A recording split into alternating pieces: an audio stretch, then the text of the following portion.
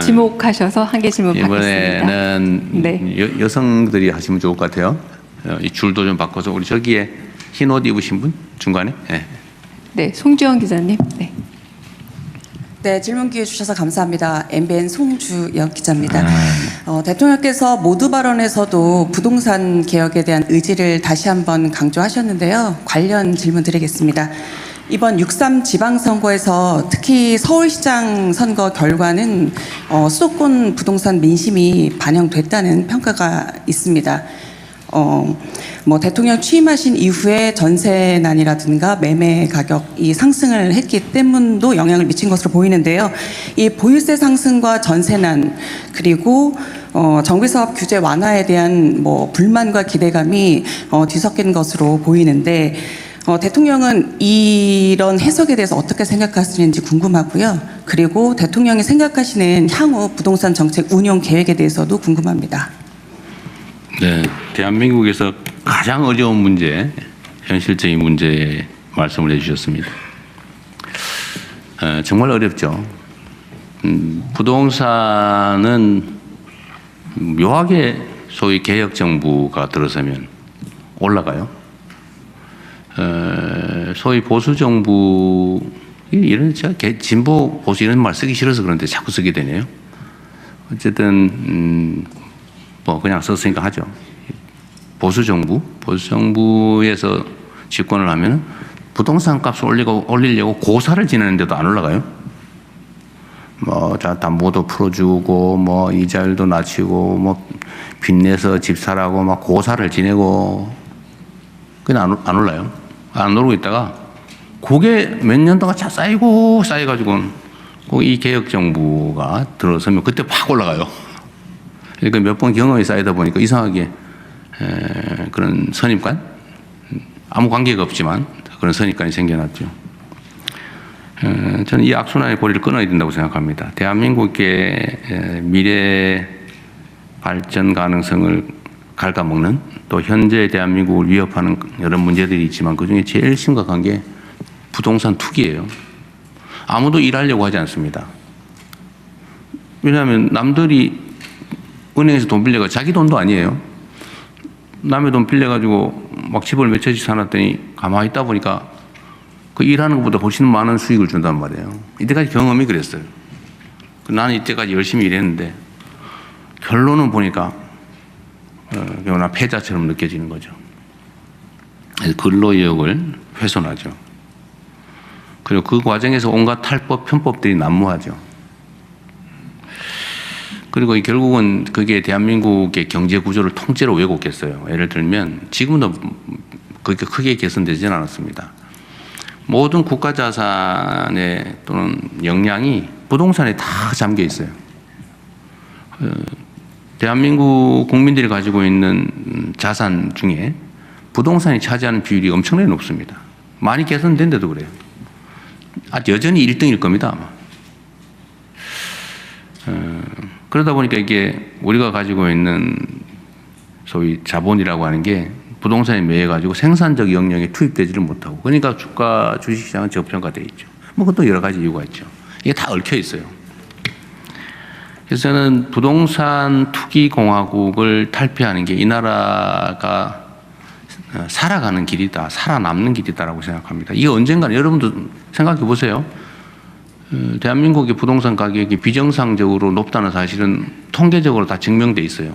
예를 들면 특정 계층이 하나도 안 쓰고 버는 돈을 싹 다 모았을 경우에 얼마를 모아야 몇 년을 모아야 집을 살 수 있나 이런 통계 있잖아요. 대한민국은 아마 15년 넘게 걸리는 걸로 돼 있을 거예요.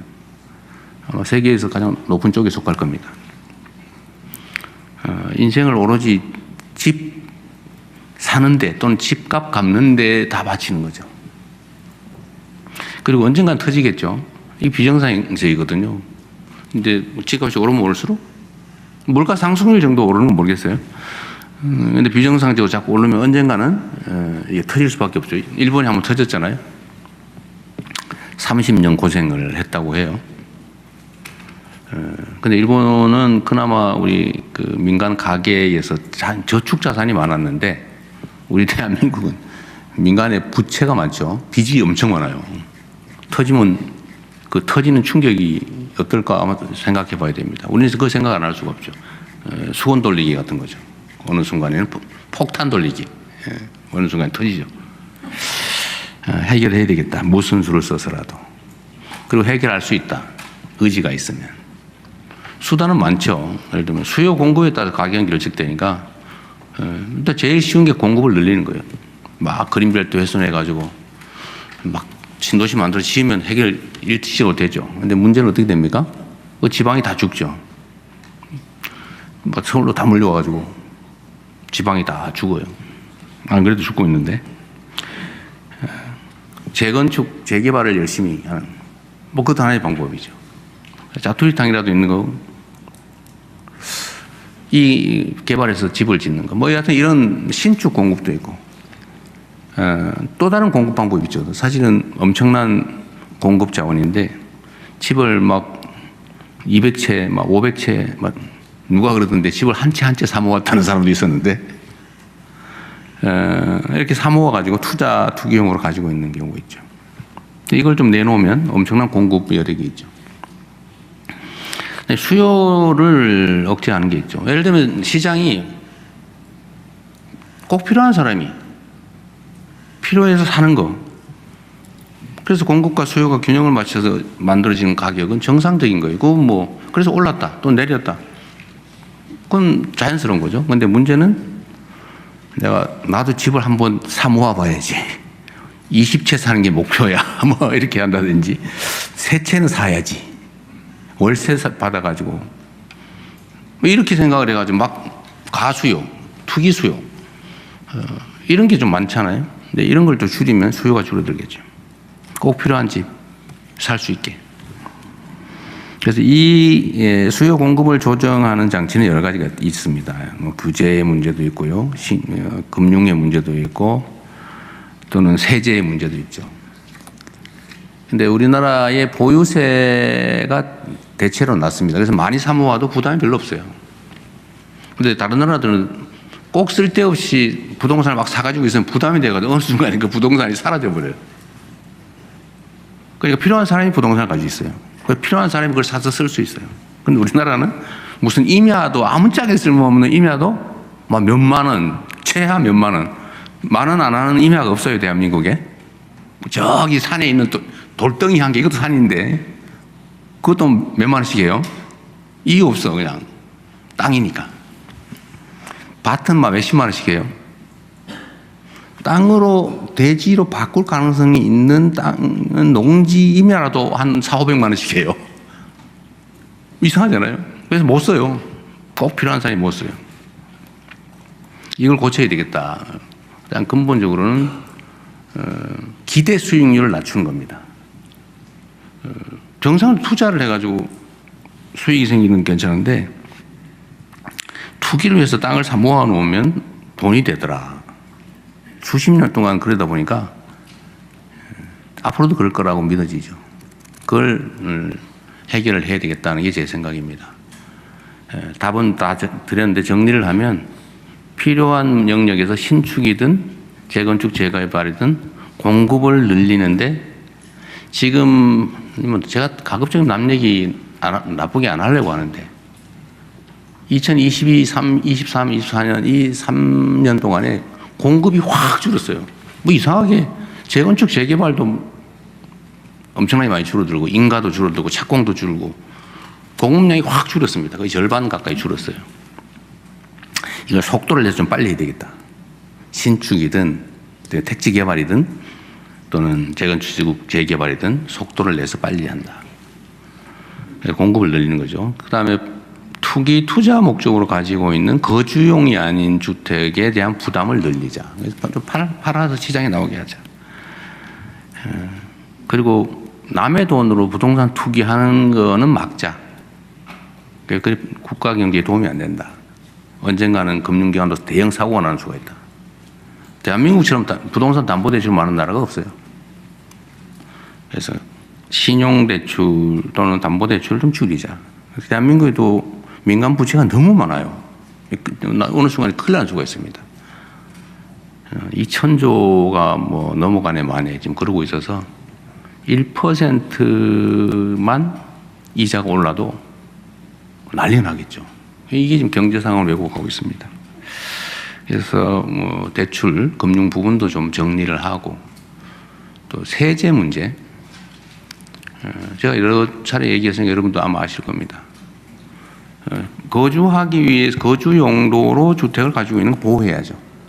부담이 너무 커지면 안 되니까. 근데 그게 거의 사치품화되어 있다. 그러면 서구 선진국이 하는 것만큼의 보유 부담을 갖게 하는 게 맞겠다. 또 여러 채를 가지고 있다. 뭐 하는 건 상관없어요. 뭐까지 하지 않습니다. 자본주의 사회니까. 그러나 그 상하는 부담은 하게 하자. 그 여러분도 월급 타서 세금 내잖아요. 일정 수준이 넘으면 소득이 한 40, 한 5%, 8%를 거의 절반에 가까이 내죠. 뭐 그렇게 절반 내는 여러분이 계실 것 같지는 않은데, 그런 어쨌든 올라가면. 그런데 이 투자 소득은 뭘 왜 그렇게 많이 깎아줘야 됩니까? 열심히 일해서 버는 세금은 절반 가까이 내는데 1억만 돼도 그 정도 내잖아요. 근데 이게 뭐 몇십억 돼도 세금이 거의 없어요. 뭐 오래 가지고 있다고 막 깎아주고요. 그 오래 투기했다고 뭘 깎아줍니까? 그 투기 권장 사회였던 거죠. 그래서 제가 부동산 정책에는 집 여러 채 가는 사람은 복사하는 사람도 다 빼자 이래가지고 다 빼고 있어요. 정말로 국가 경제와 상식에 따라서 정책 결정을 할 수 있게요. 좀 그렇게 세제, 금융, 규제, 공급 이런 것들을 정리해서 조만간에 정리를 해서 한꺼번에 하려고 합니다. 어차피 세제 문제는 7월 달이 돼야 아마 가능할 거고요. 그건 내년 예산할 때 한꺼번에 해야 될 것 같아서 그때쯤에 정리하고 공급을 늘리는 정책은 지금 정리는 하고 있는데 속도를 좀 빨리 내는 걸로 조만간에 그것도 정리해서 발표하게 될 겁니다. 그리고 선거와의 영향에 관한 얘기인데 원래 선거를 지고 나면 진 이유가 만 가지고요. 선거에 한 표라도 이기고 나면 이긴 이유가 만 가지입니다. 뭐 분석하는 건 이유가 다양하죠. 선거 얘기는 누가 일단 물어볼 거라서 그때 가서 하기로 하고. 근데 이 부동산이 어떤 영향을 미쳤냐? 저는 그건 상수였다고 봐요. 그건 당연한 거예요. 그것 때문에가 아니고 그건 원래 있는 거예요. 그 위에서 어떤 결정이 나느냐가 중요하죠.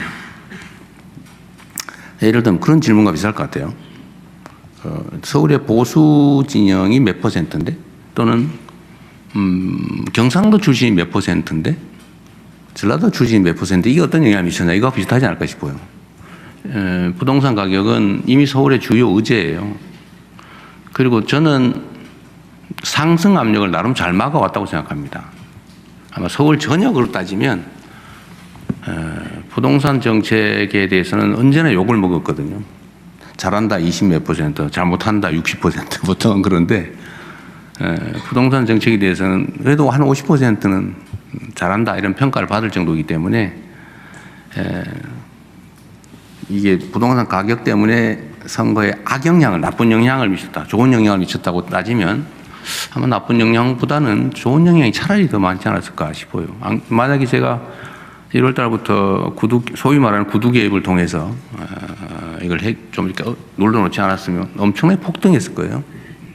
그러면 폭등한 지역의 사람들이 민주당을 찍냐? 아, 이번에 집값 많이 올랐으니까 찍어야지? 그랬을까? 그건 잘 모르겠어요. 그리고 이 전세난 얘기도 있는데 원래 이 전세라고 하는 게 여러분 아시지만 대한민국에만 있는 거예요. 전 세계에 없어요. 특이한 대한민국에만 있는 제도인데 이게 일종의 사금융이죠. 사금융. 금융이에요. 아주 특이한 금융 기법입니다. 근데 이제는 이게 지금 사라져가는 추세예요. 그리고 이게 전세 자금을 빌려서 월세 대신에 전세를 하면 이익인 시대가 있었어요. 여러분 아시죠? 왜냐하면 전세를 월세로 전환할 때 보통 월 2% 이렇게 했습니다. 연으로 따지면 24%였어요. 그게 한 10% 선으로 떨어졌다가 요즘은 한 6, 7% 이렇게 한다고 해요. 전환율이라고 하죠. 근데 은행의 대출은 한 4%, 아니, 뭐 특히 특례 대출 받으면 한 3%대 이렇게 되지 않아요? 이게 지금 시장을 왜곡하고 있는 거죠. 결국은 조금씩 사라져 가지 않을까 싶어요. 이 전세 대출을 또 많이 해준 게 집값 상승의 주된 원인입니다. 그러니까 당장 따뜻하자고 막 전세 대출해주고 반환 담보 대출해주고 막 그러다 보니까 전세 사기도 생겼잖아요. 집값이 1억인데 전세가 1억 2천이에요. 그걸 1억 2천을 100% 보증을 해주니까 사기꾼들한테 기회가 생긴 거죠. 1억에 집 사가지고 1억 2천에 담보 제공받아가지고 보증받아가지고 1억 2천 받고는 부딸 싸가지고 어디 가버리고 이런 거죠. 그런데 엄청난 피해가 생겼어요. 이제 이게 다 정상화되는 과정이 필요합니다. 그 사이에 전세 물량이 좀 줄었죠. 전세 물량이 주는 건 당연해요. 왜냐하면 제가 다주택자들의 양도세 유예를 이제 끝내고 그 기간 안에 팔아라. 거기서 많이 팔았잖아요. 그러니까 원래 세 주던 건데 팔았으니까 전세 물량이 줄죠. 그래서 전세가가 폭등이 왔냐? 그건 또 아니에요. 왜냐하면 그 필요한 사람이 산 거예요. 새 사는 사람들이 즉 무주택자가 그 집에 들어가 살기 위해서 산 겁니다. 수요가 그만큼 줄었죠. 그래서 그것 때문에 뭐 전세 물량이 부족해서 폭등했다는 사실은 그런 상황을 원하는 사람들이 만든 논리죠. 이것도 정상화 과정 중의 일부다. 전세 상승률에 대한 통계를 좀 보면 물론 전세 체감 되게 많이 올랐던 건 사실인 것 같아요. 물량이 줄었으니까. 그러나 통계적으로 보면 그렇게 뭐 대폭등을 하거나 그런 건 아닙니다. 뭐 우리 잘했다는 얘기는 아니고요. 정상화 과정이다. 그래서 앞으로 공공공급은 이런 임대를 좀 싸게 좋은 곳에 평범한 중산층 정도 충분히 살 수 있는 좋은 품질의 것으로 지금 공급을 하려고 합니다. 조금씩 해결되지 않을까 싶네요. 주제가 너무 어렵다 보니까 말이 길었습니다. 네.